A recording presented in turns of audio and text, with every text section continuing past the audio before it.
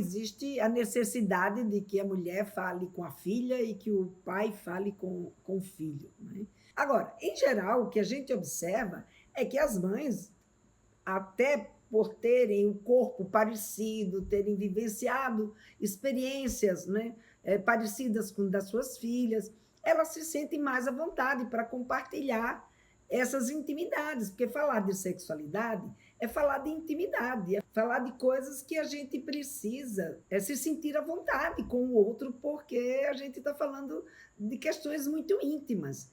Então, quando você vai falar de sexualidade, se você é uma pessoa que tem constrangimento, que aprendeu que falar de sexualidade é perigoso, é ruim, é pecado, é nocivo, que sexualidade é uma coisa fútil, que não se tem que dar valor à sexualidade, então as pessoas têm mais bloqueio, têm mais travas para poder abrir esse diálogo com seus filhos.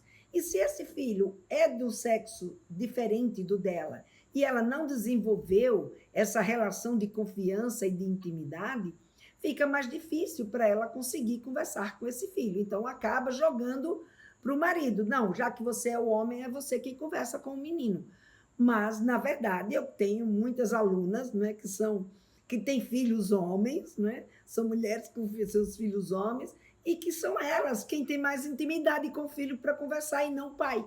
Então, é a ela que eles acabam procurando. Então, quando isso acontece, eles lidam com a maior facilidade. Então, a questão aí é a mãe e o pai se prepararem para poder ter esse tipo de conversa com os filhos. Se eles não se preparam, se eles não sabem como lidar com esse assunto, na verdade, tanto faz ser menino como menina, que qualquer coisa, uma coisinha aqui ou outra lá, elas conseguem agir, mas outras elas saem do sério, como por exemplo, eu tive hoje uma mãe que me mandou uma mensagem dizendo que ela sempre foi uma mãe muito aberta, sempre conversou com a filha, sempre fez questão, né, de conversar com a filha sobre sexualidade. Como ela foi uma mãe muito nova, ela não queria que a filha passasse pelo que ela passou de não ter com quem conversar sobre sexo.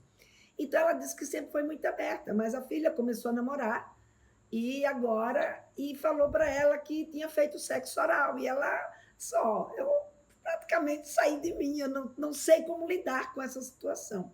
Então, quando a gente não se prepara, quando a gente não sabe, não tem um conhecimento que nos ajude a ter uma referência, uma tranquilidade e poder discernir que assuntos meus filhos estão de fato correndo risco e eu devo me preocupar e que situações, sabe, sou eu, é um problema meu, eu comigo mesma, são minhas travas, meus mitos, né, que estão aqui me fazendo ficar com esse constrangimento.